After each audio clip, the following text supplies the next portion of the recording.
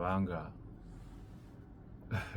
nebbanga lyembadde muno n'okulabako MP waffe actually simulabangako omukulu Seezi simulabangako nali ndowooza nti obanze engeri gye naavuganyako naye era abantu bagamba omusajja tebakola ki anti obadde oli kumbi ate nalaba otyo omuntu ng'oli kumbi anti era kyekugamba nti nali ndowooza nzizekka waliwo abalaba gambye nti naye nagenda okizuula nga kumpi it's a general problem constituency abantu bagamba omusajja talabika ajjanga bwe yeeyagalidde so naye nga of course sola munenya nnyo I think it's about background y'omuntu n'obusobozi okusakira ekitundu bwe ntunuulira ebintu ebyo ne binnuma omutima ekyo kimu ekyokubiri nga RDC ebitundu byenkozeemu nina ebintu byendaba bamemba parliament bye bakolera abantu baabwe byesiraba mu kitundu kyaffe owulidde neweebuuza n'ogamba naye ffe buzibu ki you get what I mean gap nnene kumpi tetulina representation omulimu gwa member of parliament one is to provided under Article 79 to make laws for the good governance of the country. Okwisa amateeka okulaba nti eggwanga litambula bulungi. Legislation. Yes, legislation. Then two, playing an oversight role generally in government. Engeri ensimbi zigabibwamu n'engeri gye zikozesebwamu n'ebirala. Naye ng'oggyeeko ebyo aggressiveness ey'omubaka yesobola oba aggressiveness nkiyita ntya mu luzungu oba obujagujagu tuyinza okukozesa ekyobujagujagu bw'ogamba aggressive omuntu ayinza okulowooza nti musajja mulwanyi omukozi wa ntalo kwegamba oteekawo embeera osawo embeera nze naliko wano ku university nga ndi guild president nateekawo embeera university yaffe eno president yali yagisuubisa bus mu 1996 university bus naye nga tegifunanga it is until I became a guild president nentekawo embeera era nali ndayira monitor ne banquotinga tugenge bus njireta guno neŋŋamba your excellency bw'otaleeta bus gye watusuubiza ya ba students wano tujja kwekola ekintu era n'akalulu akaddako tujja kakuba monitor ya playinga nnyo story eyo ndowooza message netuuka ku president graduation eyaddako honorable Namirembe Bitamazire n'agireeta so ye embeera omukulembeze gy'akola ki ekyokubiri bwe nali ku university wano university yaffe eno yali etandise enkola eya lecture cards simanyi oba weeziri lecture cards baali baintroducinga nti bw'obanga onakkirizibwa okubeera mu kibiina olina okubeera ne kaadi get pass for example get pass eraga nti wasasudde school fees bw'obanga togirina toosome era nateekawo embeera era mu history ya IUIU baali tebeekalakaasangako naye nateekawo embeera netwekalakaasa era eyo gundi policy university nekola ki kugamba nti kakati musome tunaabalindirangako bibuuzo nejabandonyinga owulidde ekyo kyakubiri so kati kyengezaako okulaga as a leader oteekawo ko embeera abantu bo ne bakola ki ne babanga balina kye bafuna eyo policy eyo ya lecture card singa nayimirira ne bayagala ngiseeko omukono era mu history ya IUIU I think I'm the only guild president who missed the university council meeting. Why? Because wagana okusoma omukono ku byagala batya nti ngenda kubaabya mu university council nagenda kuwulira bulizi nti council yatudde naye nentegeera obuzibu ebuli nenze nentegeera nti ntaasizza one aba students naye two ntaasizza abazadde kubanga omwana pressure agizza abazadde abali mu Mbale muno mu Eastern ne mu ggwanga okutwaliza wamu ekyo kyonna kiremesa babanyigenda omuyizi anyiga mukadde exactly so kati as a leader oteekawo embeera nze bwe nali secretary general naye secretary general abavubuka ba NRM mu Uganda yonna era nasinzira wano ku IUIU nenesimbawo nga chairperson wavubuka ku IUIU cell then ku IUIU ward era nempita nengenda ku Northern Division enkadde ne bampa obwa publicity, nengenda mu Mbale district ne bampa obwa vice chairperson, nensinzirawo nentambula Uganda yonna nensinkana ba delegates ne bampa obwa secretary general. And as a secretary general of the NRM Youth League, ndina ebintu bye nakola bannanga abaliko na paka nakati babikolanga. One of them na training youth leaders mu Uganda yonna, NRM youth leaders, executive district youth leaders, ngamba yita mu hotel nemba suza okumala ennaku 3 ngamba liisa nga banywa nga ne transport refund mbawa nga mpita abanene ba Ufono Pondo, ba David Mafabi, ba Moses Byaruhanga, ba Dr. Galwango the late, to train them. Atenga ba Dr. Galwango abo Moses Byaruhanga we bajja, I pay them to come and train. Oh, innocent. I did that. I nalimpa proposal. Okay. I would write a proposal. Nendo biga nengenda ku international, no, Friedrich Ebert Stiftung. It's a German foundation. Ngabul workshop bampa about 50 million. And I held era mu history ya NRM. There is no NRM leader, national leader eyakola kyenakola. Kubanga I trained youth leaders mu Toro, mu Ankole, mu Sebeyi, mu Bugishu, mu Buganda, mu Mulango, Acholi, all the sub-regions of Uganda. Ngamba training, I held over 20 workshops on multi-party dispensation. Then I suggest my skill of writing a proposal and going to defend it before the funders, and they give me money. And over 400 to 500 million was used. No NRM leader can do that without looking for President Museveni or kuba was sent bagende bakole ekyenakola. So what I'm trying to show is that as a leader you will obey. Leadership is about osakira otya abantu. It's about influencing not only your voter or the people to vote for you, but also the powers that be abalina obuyinza okulaba nti abantu balina balina kye bafuna. When I secretary general abavuka n'abavuka benayamba abali mu Mbale ne bagenda South Korea, abamu bali mu Nira saawa ne bagenda China. Tulina ba minister nga tasobola kulobingira muntu trip. I did that. All it. So not only so when I was a deputed boy at Incomences, go there and find out. Bichibi nakola when I was just a student, senior 3. When I was a deputed boy again at A level, Lugazimics, and chairperson of the Muslim Students Association, Lugazim Muslim Students Association, you go there and find out who was who. You get what I mean? So when I talk about, when you're talking about Okulembeze and lobbying, it is my thing. It is something I've done over time. That's one of the cores of a member of parliament, of course. Yes. Challenge ki zolengera mu Northern East Division en joyagala okubeera nga okulembera obanga representing mu house, the national house. Zola, these are the issues that I want to address as I go to the parliament. Joblessness. But that looks a national issue. Of course it is, but you cannot look at the okay, it is a national issue. So with government, mirimo emeka jewa bana Uganda. For example, ndi mugiso we Mbale, ndi mbadde RDC. Bagiso bameka balina obwa RDC. Bameka basobola n'okufuna. Ebyo ebifo bitono nnyo. Quite kola jobs oba emirimu egy'omu office mitono nnyo. So ogwo mulimu gwa government naye mitono. Era president kyovulaba mu manifesto ya 2021-2026 focus ebadde on wealth and job creation. Nga government etegedde nti white collar jobs mitono. The only way to go is to look at skill-based trainings. Chovolaba government is introducing the industrial hubs at all the zones, at zonal level. All zones in the country is in industrial hubs. Why? Bali kusomesa abaana si mu Luzungu, ne mu Luganda oba Lulango oba Lugisu. Okulaba nti omwana ayiga okukola emigaati, ayiga okukola amatafaali.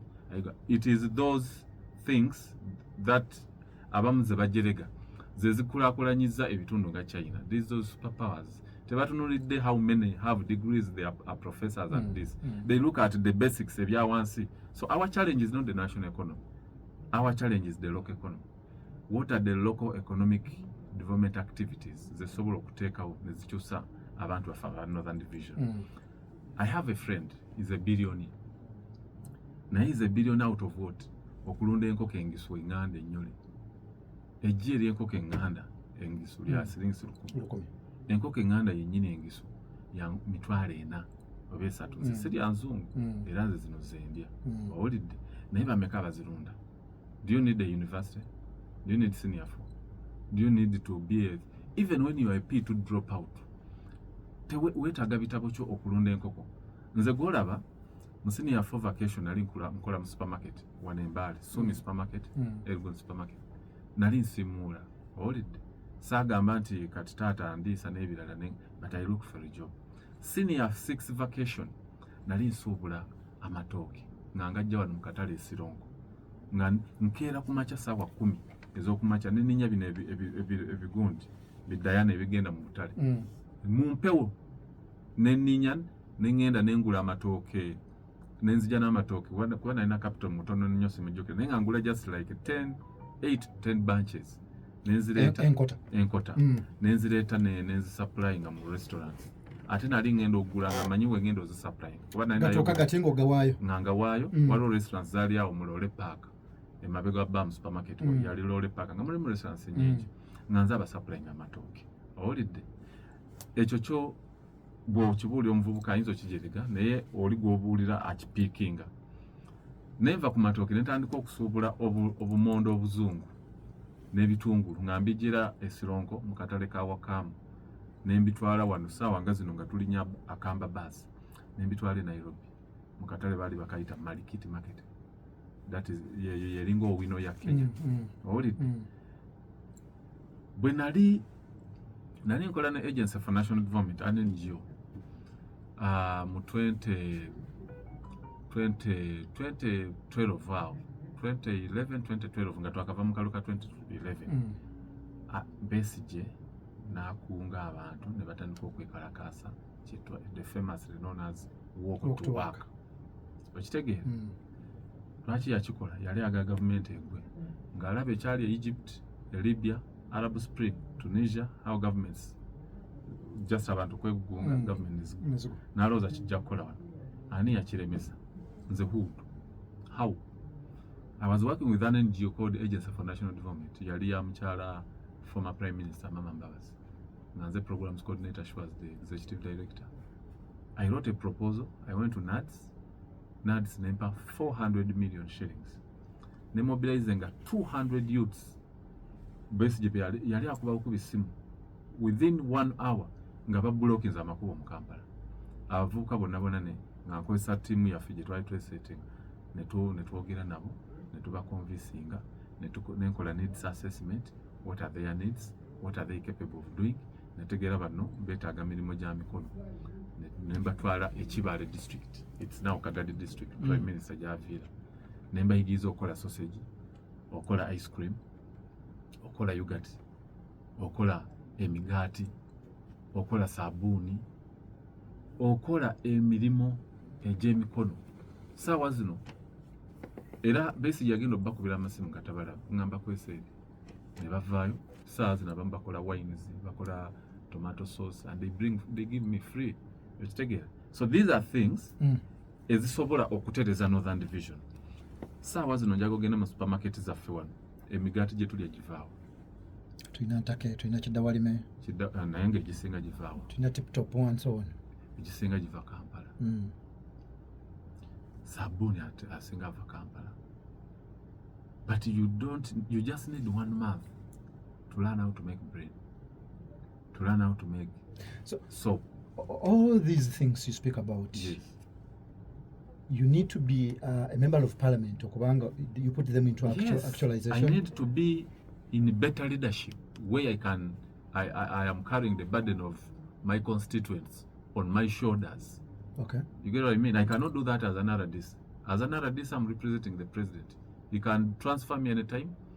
Okitegeera? Nantwala ku district yonna gy'alaba nti erimu obuzibu era nze nafuna obuzibu nnyo kuba buli district yalimu akavuyo gye baali bantwala era ne nvaayo nga ngiterezezza.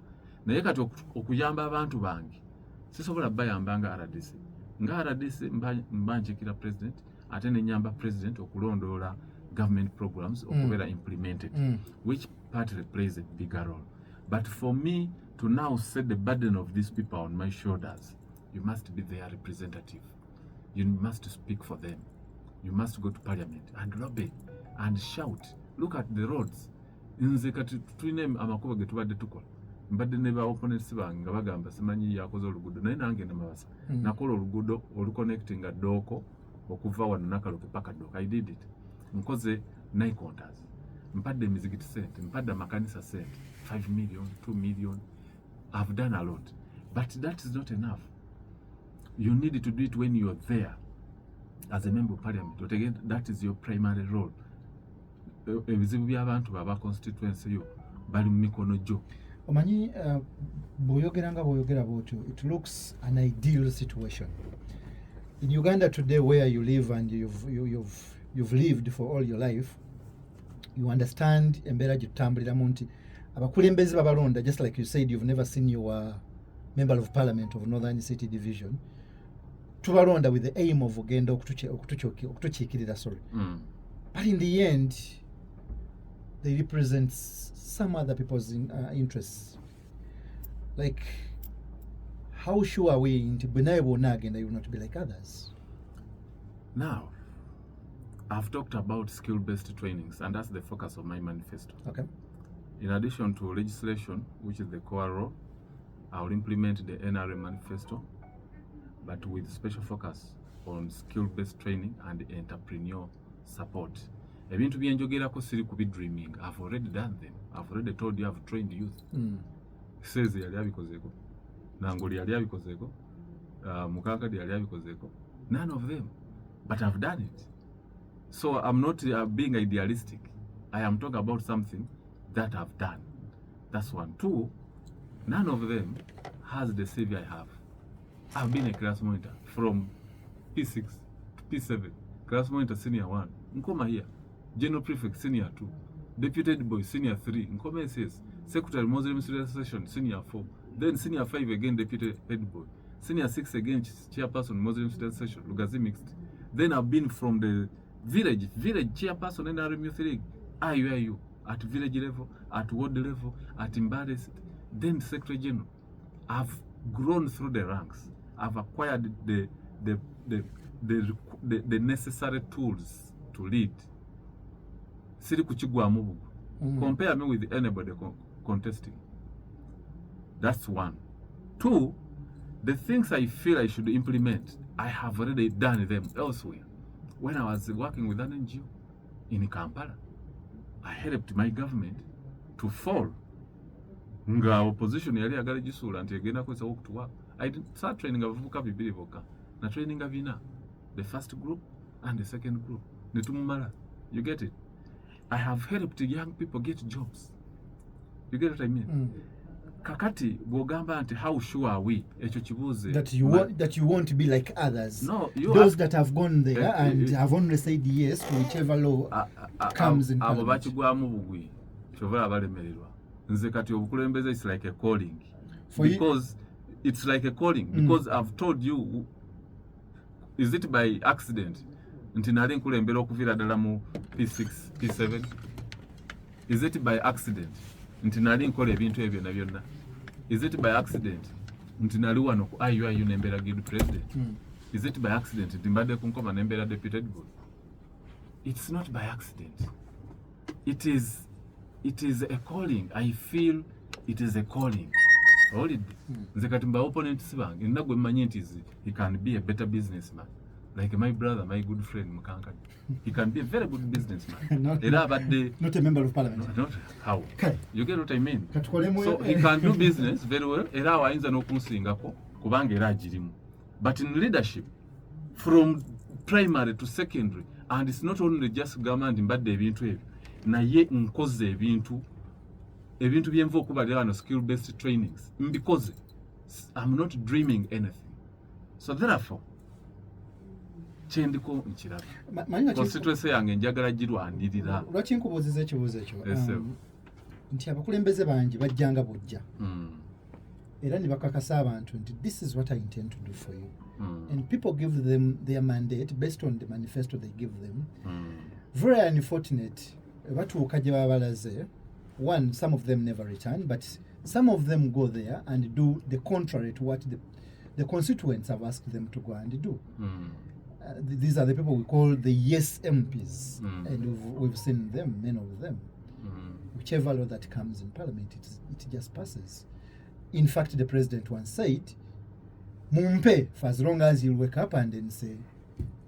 Let me tell you, when Bang is in parliament, I am not going to oppose the president. Do you know why? No. I don't know how best to describe him. Naye bw'obanga olina ky'oyagaliza constituency yo ate gweolina okupushinga akuyambe. Kati bwe naamuopozinga n'amulemerako ngende nfukamire ku mavivi nti oluguudo olugenda ofumba olufu n'alumpa. Owulidde n'ogenda ku Ministry of Works noonye ba commissioner banyambe naye bwe nsanga muzeeyi ne mwegayira ne ngamba Your Excellency ntaasa abantu bange bali bubi ajja alumpa. Kati bwe naagenda sisuubira nti president bw'aba alese etteeka lijja kuba very wrong nti ligenda kukosa eggwanga. Bwe libanga liri very wrong, maybe depending on the environment then maybe I can change my mind, but I cannot always leave that.